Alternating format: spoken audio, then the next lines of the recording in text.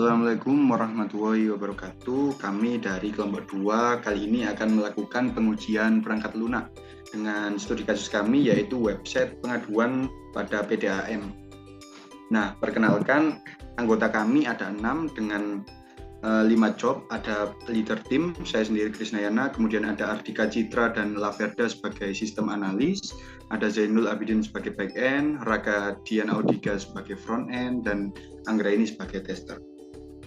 Nah, kenapa kami memilih studi kasus ini? Yang pertama, PDAM memiliki banyak pelanggan. Yang kedua, sistem manual rawan terjadi kehilangan data pengaduan. Yang ketiga, data pengaduan menjadi pilar yang penting sekali untuk sebuah instansi. Yang keempat, dengan sistem informasi pengaduan pelanggan yang berbasis web, maka proses pada PDAM ini akan lebih efektif, efisien, dan juga hemat biaya. Nah, pada studi kasus ini kami menggunakan Trello dan menggunakan metode Scrum. Apa Scrum itu? Scrum pertama kami akan setelah membagi dari leader, back end, front end, tester tersebut, kami membaginya dengan task-task yang memiliki deadline seperti ini. Nah, untuk medianya kami menggunakan Trello. Nah, yang pertama ada product backlog. Product backlog adalah requirement yang dibutuhkan pada website tersebut. Ada login, petugas, pengaduan, instansi, dan dashboard. Karena kami melakukan testing pada kelima-limanya, maka kami memasukkan semuanya ke sprint backlog. Nah, apa yang akan kita lakukan ke depan yaitu pengujian grey box yang belum kami lakukan. Dan doing kali ini kami tidak melakukan apapun, dan ini adalah contoh hal-hal yang telah kami lakukan, seperti menemukan aplikasi yang diuji selesai pada 6 April, kemudian membuat diagram pada 15 April, dan lain sebagainya. Kemudian yang terakhir adalah problem, yaitu unit testing kami yang masih stuck hingga sekarang. SKA mudah bukan? Bukan, karena SKA mudah banget. Nah, kita masuk ke bab pertama, yaitu studi kasus. Studi kasus kami adalah akan melakukan pengujian sistem aplikasi pengaduan pelanggan pada PDAM yang berbasis pada website dengan metode white box, black box, dan juga gray box, dan memastikan bahwa sistem tersebut berjalan dengan efektif. Aplikasi ini memiliki 3 role, yaitu super admin, admin, dan juga petugas. Nah, untuk selanjutnya akan dijelaskan oleh Ardika. Selanjutnya, saya sebagai sistem analis akan menjelaskan tentang diagram di project system.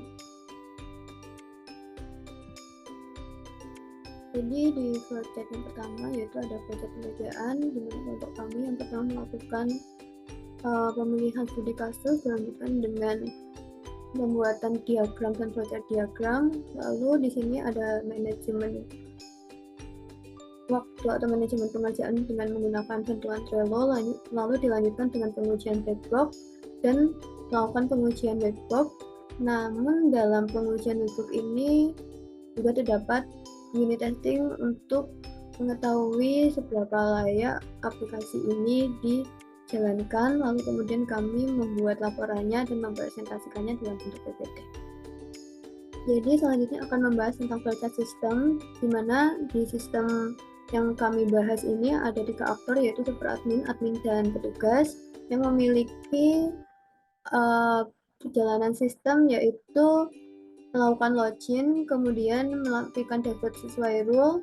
Namun di dalam super admin ini ada 3 hak akses, yaitu dapat menambah dan mencetak laporan pengaduan, kemudian juga dapat mengedit dan menghapusnya, kemudian juga dapat menambahkan data petugas dan mengedit dan menghapusnya, kemudian juga dapat menambahkan data instansi dan juga menghapus dan mengupdate-nya. Dalam project admin sebenarnya sama, namun yang membedakan adalah bahwa admin ini tidak dapat menambahkan data instansi, sementara di project sistem petugas ini juga sama, dapat melakukan login dan menambah pengaduan, namun tidak dapat menambah data anggota maupun data instansi. Selanjutnya kita akan membahas tentang kelas diagram, di mana di sini antara instansi, karyawan, pengaduan, dan laporan ini memiliki relasi, dan memiliki atribut-atribut yang bersifat publik maupun privat. Contoh publiknya yaitu di instansi ya menambah data, mengedit data, menghapus, kemudian di karyawan ini publiknya menambah data, mengedit, dan privatnya yaitu mengedit username dan password.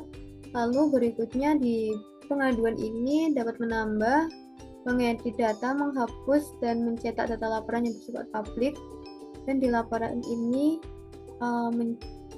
dengan publik yaitu mencetak laporan.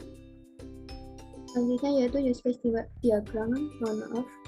Jadi di dalam use case diagram ini digambarkan ada 3 aktor, di mana masing-masing aktor jika sukses melakukan login maka akan masuk ke dashboard sesuai dengan rule-nya.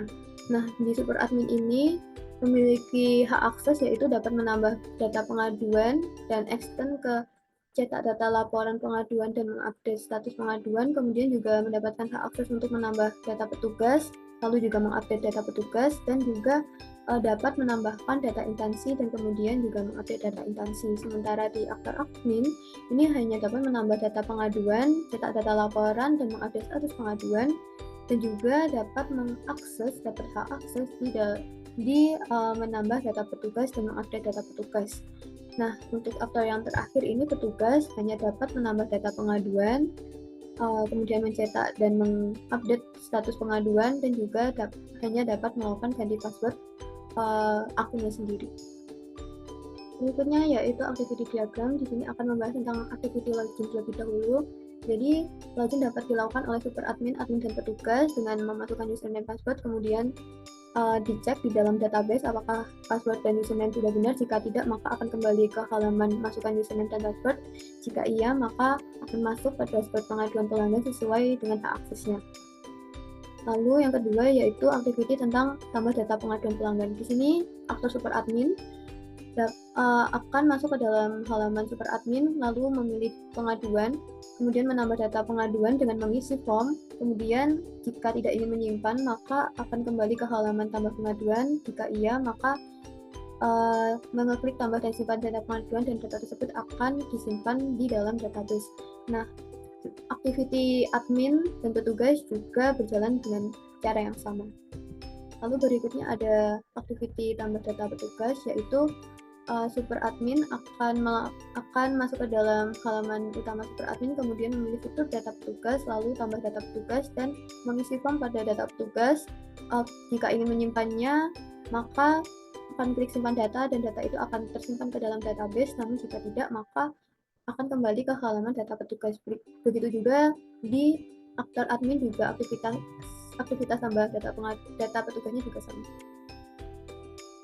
Selanjutnya, activity tentang tambah data instansi yang hanya dapat diakses oleh super admin, di mana super admin ini akan masuk ke halaman utama, kemudian masuk ke memilih fitur data instansi, kemudian dapat tambah nama kantor atau instansi dengan mengisi form. Jika ingin menyimpannya, maka akan dicek dulu apakah ada duplikasi kode instansi. Jika iya, maka akan kembali ke halaman tambah nama kantor instansi atau ditolak oleh server penyimpanannya. Jika tidak ada duplikasi, maka data atau nama kantor instansi ini akan disimpan ke dalam sistem. Selanjutnya yaitu activity diagram tentang mengganti password petugas, di mana ini hanya dapat dilakukan oleh petugas dengan memasuki halaman utama pada petugas, lalu memilih fitur ganti password, lalu mengganti password anggota dengan mengisi form password dan username baru. Jika ingin menyimpannya, maka akan disimpan ke dalam database, namun jika tidak akan kembali ke halaman ganti password anggota. Untuk penjelasan berikutnya akan dijelaskan oleh Verda. Saya, Laverda Aulia, sebagai sistem analis, akan melanjutkan penjelasan dari teman saya. Di sini terdapat data flow diagram, yang dimana ada diagram konteks dan juga diagram level 0. Dalam diagram konteks, terdapat 2 entitas, yakni admin dan juga petugas, yang dimana sistem yang akan kami gunakan adalah sistem pengaduan pelanggan PDAM. Untuk alurnya sendiri dan prosesnya, admin dapat menambahkan data pengaduan dan menambahkan laporan pengaduan ke dalam sistem. Lalu, sistem akan memberikan data laporan pengaduan kepada admin yang nantinya dapat dicetak menjadi data laporan pengaduan. Lalu untuk petugas dapat menerima data pengaduan yang dapat diambil ke dalam sistem dan petugas akan mengirimkan bukti pengaduan ke sistem. Sedangkan untuk diagram level 0 terdapat dua proses, yakni proses 1 pengaduan dan proses 2 penanganan. Untuk entitas sendiri masih sama, yakni admin dan juga petugas. Untuk alurnya, admin dapat mengisi formulir pengaduan ke dalam proses 1. Setelah itu, dalam proses 1 menghasilkan arsip berupa formulir pengaduan, yang nantinya dalam arsip ini akan masuk kembali ke dalam proses 1 dan proses 2. Jika masuk ke dalam proses 1, maka sistem akan mengirimkan kepada admin berupa bukti pengaduan yang nantinya akan menghasilkan arsip baru. Namun jika masuk ke dalam proses 2 penanganan, maka petugas akan menangani pengaduan dan petugas dapat melaporkan pengaduan tersebut ke dalam sistem. Setelah itu dapat menghasilkan arsip baru berupa bukti penanganan. Dan yang terakhir, dalam sistem penanganan ini, sistem akan memberikan informasi status penanganan kepada admin. Selanjutnya terdapat sequence diagram, yang dimana sequence diagram ini menjelaskan dan menampilkan interaksi antar objek, yang dimana terdapat login, pelaporan, create data petugas dan create data petugas atau instansi, delete data petugas atau instansi atau pengaduan, dan yang terakhir adalah cetak data pengaduan. Di sini saya akan menjelaskan salah satunya saja. Seperti cetak data pengaduan, yang dimana jika petugas ingin mencetak data pengaduan, maka nanti sistem akan memunculkan sebuah formulir, yang nantinya petugas akan mengisi formulir tersebut dan sistem akan mengecek apakah formulir yang diisi petugas itu sudah lengkap atau belum. Jika petugas mengisi formulir tidak lengkap, maka sistem akan memunculkan pesan dan yang berisi formulir tidak lengkap. Namun, jika petugas mengisi formulir dengan lengkap, maka sistem akan mengambil data pengaduan ke dalam database dan database akan memberikan data pengaduan. Setelah itu, sistem dapat menampilkan data pengaduan tersebut dan petugas dapat mencetak data pengaduan. Selanjutnya ada starter chart diagram, yang dimana starter chart diagram ini mendeskripsikan perilaku sistem. Namun pada gambar di PPT ini tidak jelas, jadi saya akan memperlihatkan dengan jelas di Draw.io. Seperti yang kita lihat, setelah kita masuk ke dalam state beranda, kita dihadirkan beberapa state setelahnya, yakni state data petugas, state data pengaduan, state data instansi. Untuk state data instansi dan juga state data petugas, terdapat 3 state yang sama, yakni memasukkan data, mengubah data, dan juga menghapus data. Sedangkan ada sedikit perbedaan di state data pengaduan, yakni state memasukkan data dan mencetak data, dan yang terakhir adalah menambah data pengaduan.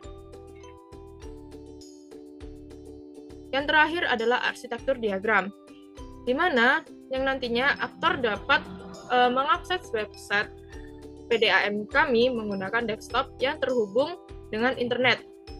Lalu kita menggunakan website pelaporan pelanggan PDAM dengan website dummy. Makanya kami membuat sebuah kotak yang menjelaskan bahwa kami menggunakan website dummy. Sebelum mengakses website dummy, harus terhubung dengan web server, yang dimana kita menggunakan web server lokal, yang web server ini juga terhubung ke dalam database. Lalu untuk pengujian black box akan dijelaskan oleh teman saya berikutnya. Nama saya Rakatian Andika Pratama dengan NIM 0902062042. Nah, di sini peran saya adalah sebagai front end. Dan saya bertugas menguji black box karena sistemnya sudah jadi dan tampilannya juga sudah ada. Saya juga menjelaskan manfaat menggunakan teknik equivalence partitions dan juga menjelaskan alur pengujian. Nah, baik, langsung saja. Untuk yang pertama adalah manfaat pengujian menggunakan teknik equivalence partitions. Nah, sudah dijelaskan oleh Ariandana bahwa teknik equivalence partition itu memiliki kelebihan, yaitu dapat menentukan test case yang lebih spesifik dan juga dapat mengenali cacat sistem berdasarkan kasus uji yang sedang diuji. Nah, selanjutnya ada alur pengujian dari metode black box kami. Yang pertama dimulai dari start, lalu membuat test case pengujian, dilanjutkan melakukan pengujian spesifikasi sistem berdasarkan test case, lalu mengisi test case berdasarkan hasil uji, dilanjutkan menganalisa kelayakan sistem, lalu muncul hasil kelayakan sistem, kemudian selesai. Nah, kemudian saya akan menjelaskan beberapa test case login dari role super admin, admin dan petugas. Berhubung di sini gambarnya kurang jelas, maka saya akan masuk ke spreadsheet Google. Nah, untuk test case login dari role super admin yang berikut bisa dilihat sendiri, mungkin bisa di pause karena waktunya nggak cukup kalau saya menjelaskan semua ini. Ini dari super admin, lalu ini admin, login dengan 3 skenario berbeda. Lalu yang terakhir adalah dari petugas. Kurang lebih skenario-nya sama, yaitu skenario pertama menginsertkan username dan password, lalu skenario yang kedua adalah menginsert data login yang tidak terdaftar, lalu insert data login kosong untuk skenario yang ketiga. Nah, ini adalah beberapa test case login, dan kemudian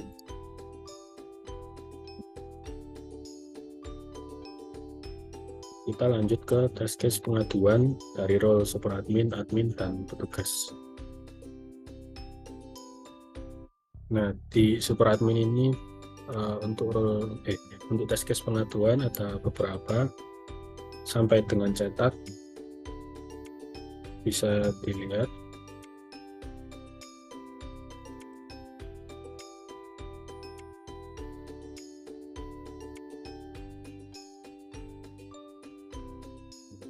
Kemudian di sini adalah dari role admin,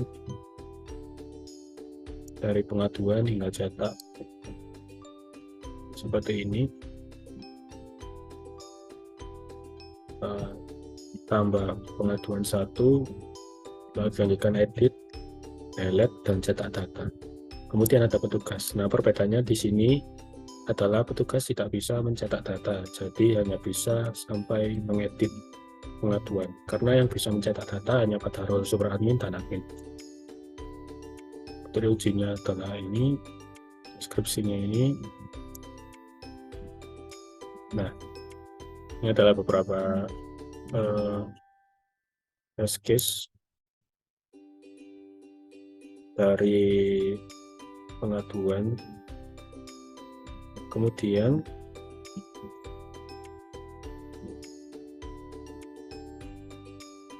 saya akan lanjut ke hasil test case login pada role super admin dan pada role admin dan petugas. Nah, bisa dilihat bahwa pengujian yang dilakukan mendapat hasil resiko kecil karena ketiga-tiganya sudah mendapatkan jumlah pengujian sukses sebanyak 3 dari jumlah pengujian sebanyak 3. Maka hasilnya 100%, 100 tambah 100 tambah 100 bagi 3, sama dengan 100%, maka resiko yang didapatkan adalah kecil. Untuk test case-nya bisa dilihat di sini. Ini login pada role super admin, link 1, 2, 3. Semuanya sukses, sudah sesuai dengan expected result-nya. Resiko pendapatan adalah kecil. Nah, begitu juga dengan role admin dan juga role petugas.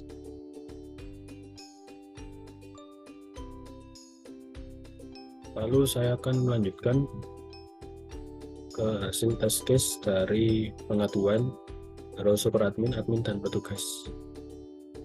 Nah, dapat dilihat di dua pengujian ini pada role super admin dan admin terdapat satu pengujian yang tidak sesuai, tetapi karena jumlahnya masih melebihi rentang nilai yang dibutuhkan untuk mendapat resiko kecil, maka dia termasuk resiko kecil. dengan nilai sekitar 86%. Kalau ini dijumlah lalu dibagi 3. Sedangkan untuk rentang nilai sedang adalah kurang dari 60%. Nah, test case-nya dapat dilihat di sini. Tambah pengaduan sampai edit pengaduan. Di petugas ini sudah sesuai semua.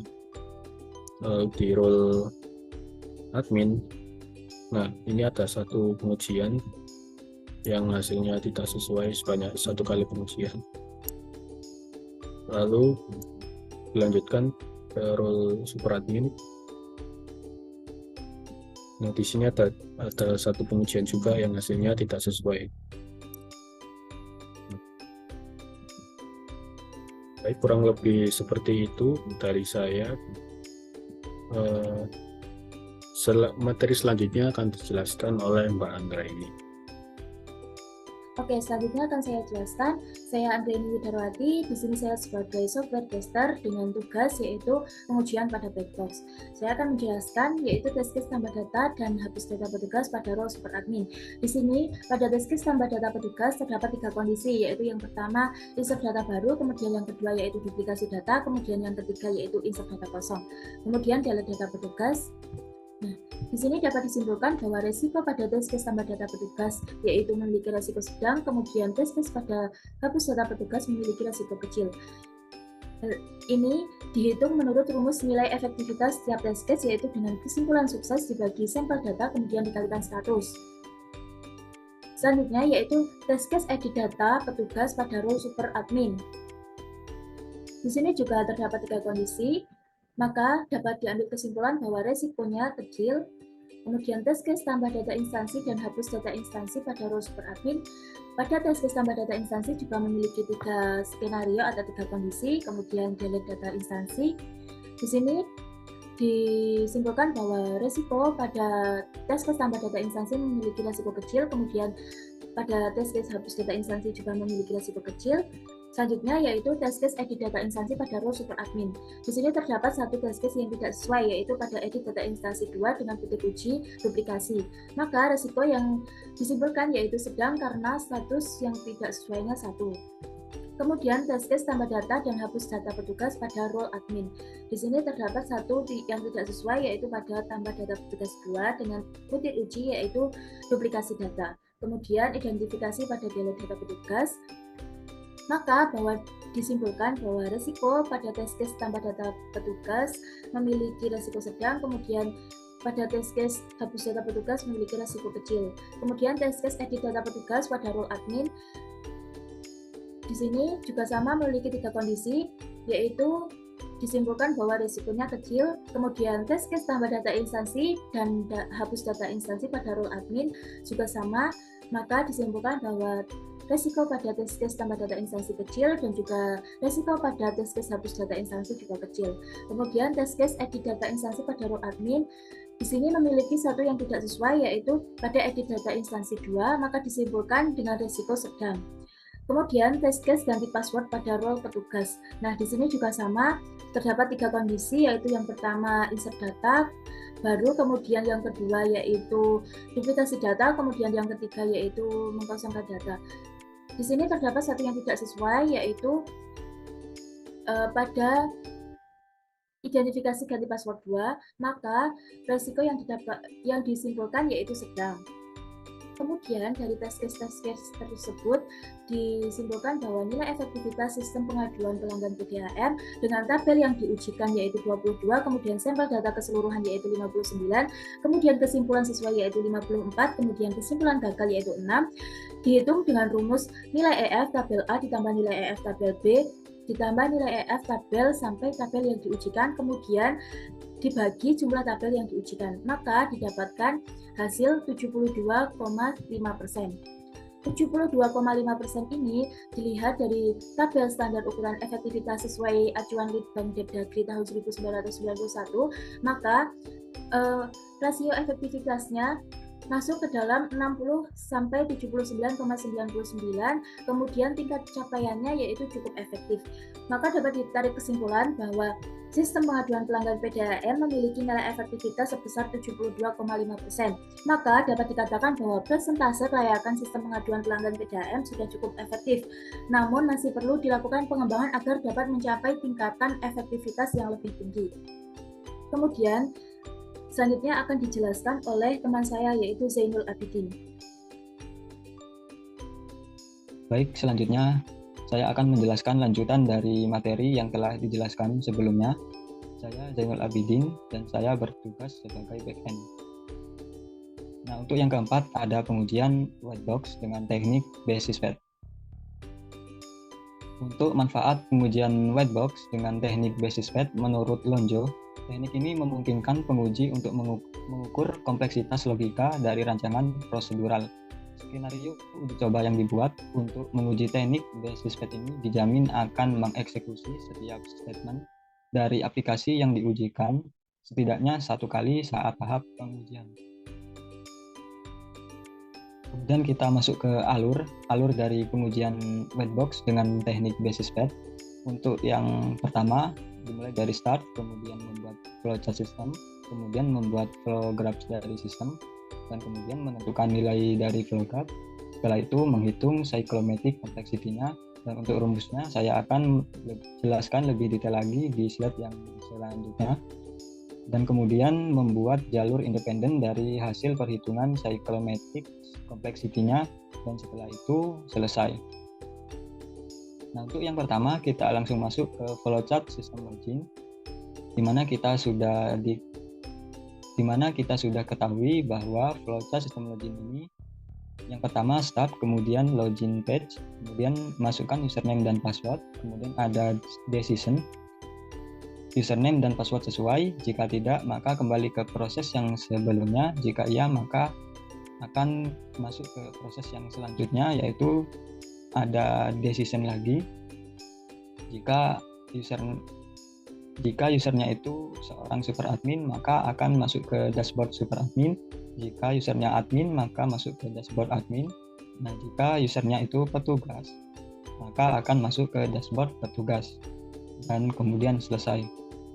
Nah, untuk flow graph-nya kita tinggal mengganti dari flowchart sistem yang telah dibuat sebelumnya. Cuman yang di flow graph ini kita mengganti dengan lingkaran-lingkaran dan kemudian di dalamnya kita tulis dengan angka, di mana angka ini merupakan alur dari proses yang sedang berjalan, di mana angka 1 itu sebagai awalan dan yang terakhir atau yang selesai itu angka 11. Nah, jadi kita tinggal menyesuaikan alur dari proses yang berjalan, dimulai dari start angka 1, kemudian login page 2, memasukkan username dan password itu 3, dan selanjutnya. Nah, setelah flow graph-nya itu sudah selesai, maka kita masuk ke langkah yang selanjutnya, yaitu perhitungan cyclomatic complexity-nya dengan rumus H dikurangi node ditambah 2, di mana H itu adalah garis-garis yang ada di flow graph dan kemudian node-nya itu adalah lingkaran-lingkaran yang ada di flow graph.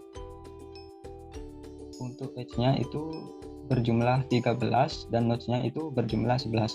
Maka 13 dikurangi 11 ditambah 2 dan hasilnya 4. Nah, dari hasil dari perhitungan cyclomatic complexity-nya itu dijadikan acuan sebagai jalur independen. Untuk yang pertama itu dimulai dari 1, 2, 3, 4, 5 dan kemudian kembali ke 2, nanti akan berakhir di angka 11. Untuk jalur independen yang kedua itu dimulai dari 1, 2, 3, 4, 6, dan 7 kemudian berakhir di 11. Untuk yang ketiga itu dimulai dari 1, 2, 3, 4, 6, 8 kemudian berakhir di 11. Untuk yang terakhir yang keempat dimulai dari 1, 2, 3, 4, 6, 9 dan berakhir di 11.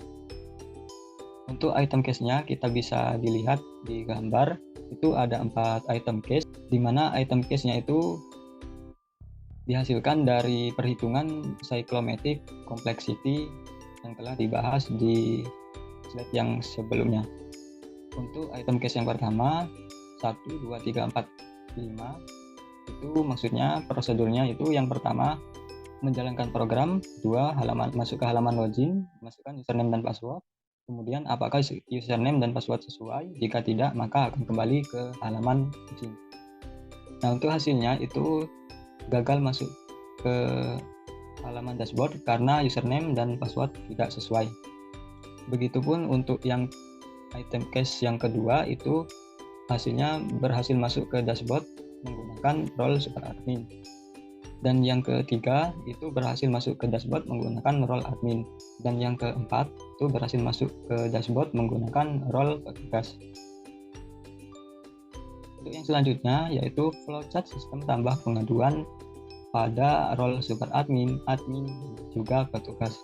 Itu sama dengan yang sebelumnya, yaitu untuk item cache-nya itu bisa teman-teman lihat di PPT. Untuk flowchart sistem tambah pengaduan di role admin itu sama dengan yang sebelumnya karena tidak ada proses atau fitur-fitur tambahan yang ada di role admin. Nah, untuk item cache-nya juga sama. Untuk yang di petugas itu semuanya sama. Nah, untuk yang di item cache-nya juga sama. Setelah presentasi dari kelompok kami, kurang lebihnya kami mohon maaf yang sebesar-besarnya. Wassalamualaikum warahmatullahi wabarakatuh.